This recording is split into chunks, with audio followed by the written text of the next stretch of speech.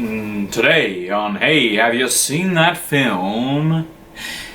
Yeah, doing that thing you do.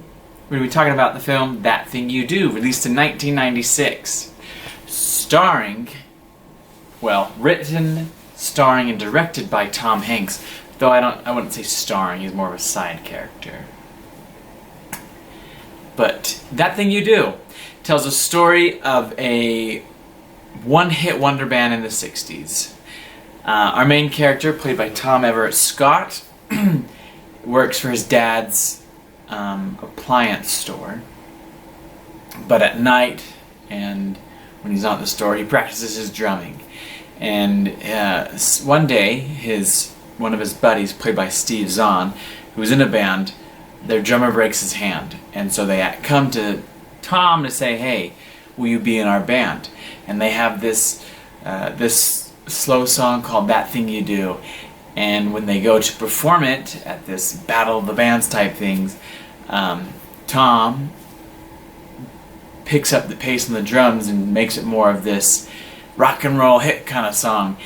And pretty soon they start playing, they win, and pretty soon they start playing in bars and other sorts of places, and pretty soon they get picked up by a record agent who, they start selling their own records, and then a guy likes music, says, I can guarantee by next week you'll be on the radio. They get on the radio, they start picking up more shows, and that's where we get into Tom Hanks, who soon becomes their band manager and has them touring all over the country at fairs, and and their song is playing on the radio, and pretty soon they're number one. And I believe in the movie it says their song was it was better than like the Beatles' first number one. Like statistic wise, it rose the charts pretty fast and stayed up there for a long time. And pretty soon there starts to be conflict between the band members because Jimmy, the main band member, wants to continue making and writing new songs, while the other three are just kind of riding off the success and enjoying the moment. And pretty soon they start clashing, and then you have Liv Tyler, who plays Jimmy's girlfriend, who she isn't like who Jimmy's becoming. And so the movie's interesting, whereas we see the rise and fall of a one-hit wonder band whose name is the Wanderers, not the Oneaters, the Wanderers. And that is, in a jiffy, the plot of That Thing You Do. You know, I do have to give credit to Tom Hanks. I thought for his first time writing, well, I don't know if his first time writing, but for sure it was his first time directing, having written, directed, and starred in a movie. I thought it was a great first outing for something like that. It was really, the movie was entertaining, it was really funny thanks to Steve Zahn. And I thought that seeing the rise of a one-hit wonder band, because that's such a common thing, especially back then, and it still happens today, but you know, there's bands that they have that one song that is so great. I think of one of my favorite bands is When in Rome, and they only have one album ever released. They sing The Promise. They're an 80s band, and they only released one album. It's not even like 40 minutes long. And so I remember when I bought the album, I was like, if I ever went to a concert of theirs, it would be under an hour. Like, it'd be a quick concert. But that's what happens with these kind of bands. They have that one song that makes it, and then either they break up, they go their separate ways, or they just don't ever have another song that's as good. So I liked seeing the behind the scenes of a band and seeing them working their way to the top. I did have, before I get into some of my issues with the movie, what I also thought was really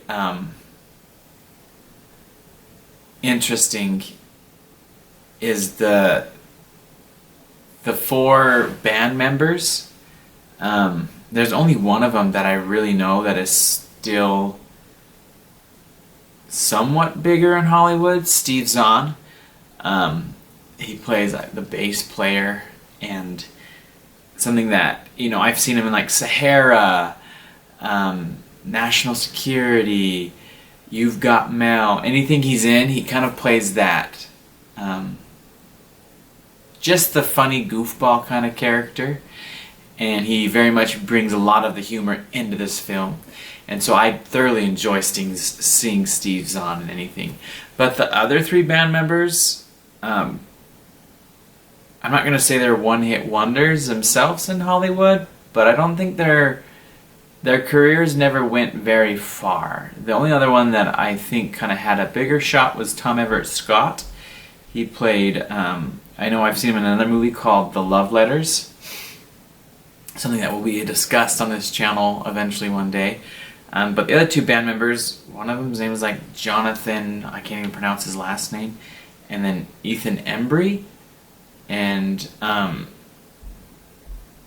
they basically, like, I'd noticed a couple things that they had done in the 90s, like things that I kind of heard about, I've never seen, but like they never really, neither one of them has talked about it anymore still.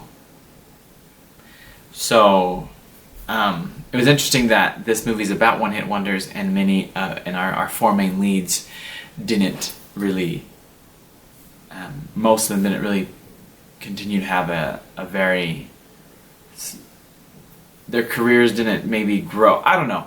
They're just not as known, a lot of the actors in this. Which is another reason I think possibly Tom Hanks casted himself. I don't know if this is why he did it in this movie, was because maybe he didn't, the four main leads weren't big actors at the time, or kind of were, but he wanted to make sure that there was a big name in the movie, and so he casted himself in it as their band manager. Or maybe he just thought this would be a fun role.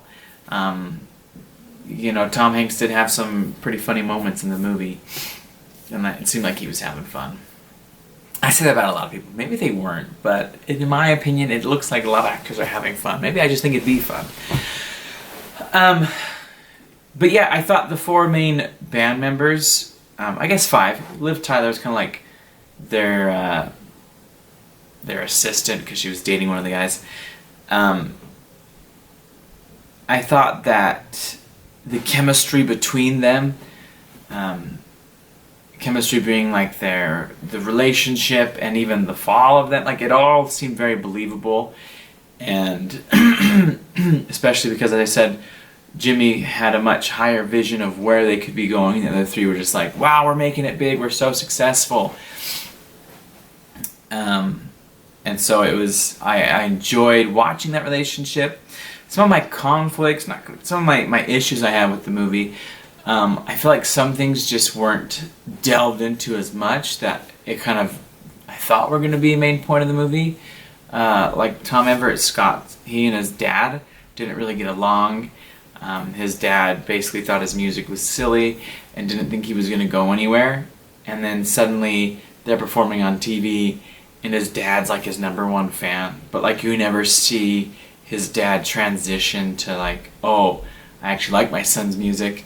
And I thought that was going to be have a bigger role in the movie, or at least play more of a part of the movie, but it didn't really. Like his dad was just kind of like there, and then suddenly, you know, an hour later in the movie, he's like, oh, all happy for his son. And I don't know, I was just hoping, I guess, to see more of that, or thought it was going to be more of a pivotal part of the movie, because his dad seemed to be more like that in the beginning. Another thing is, so Liv Tyler is dating Jimmy, but you can tell it's like setting her in, setting Liv Tyler up and Tom Everett Scott's characters up to have a relationship. But I didn't really feel like there was a chemistry between them. There wasn't. There was only like 2 moments, maybe 3 moments in the movie where they had like a little moment, but they weren't even like, one of them was maybe like 30 seconds long. And so to have this relationship, things lead to this relationship, it was kind of like, I don't know, I felt like it was missing a lot of what we wanted to see. And I realized that wasn't, I don't think it, you know, it wasn't the intent of the movie. We were just starting to see the the rise and fall of a one-hit wonder band, but I would have liked to have seen more. It would have felt more believable to me if there was a little bit more. Because there was, like I said, there was just a couple scenes throughout the movie that weren't even long. They were usually probably like 30, 40 seconds of just them until like the very end. Suddenly there's a few minutes of just them, and it's like, but I wish there was more to it. With all that being said, it still is a fun movie. I think it's got the style, it's got the feel of the 60s. It did a really good job, and there's a lot of fun things happening here that you can enjoy. And the song, That Thing You Do, is really catchy. I don't know all the words, but it's catchy. So if you're a music fan, then this is a good one for you. And you know what, if you don't like musicals, this is still a fun movie. It's not really per se a musical. They sing, the only song you really hear is that one song that they sing. Other than that, there's not very much singing. It's not really a musical, I would say. But, like I said, the cast is great, the story's good, it's got a lot going for it, and I think it's just one that slipped on by. It deserves a watch, and I think Tom Hanks did a good job with what he created. There's, like I said, there could have been some things that were better, but overall I was entertained and I enjoyed this movie. So if you have seen this movie, comment down below, let me know your thoughts. If you haven't seen it, check it out. Love to hear what you think about the movie. And make sure that you subscribe down below and watch some of my other videos. Thanks for watching, and we'll catch you later on Hey, Have You Seen That Film?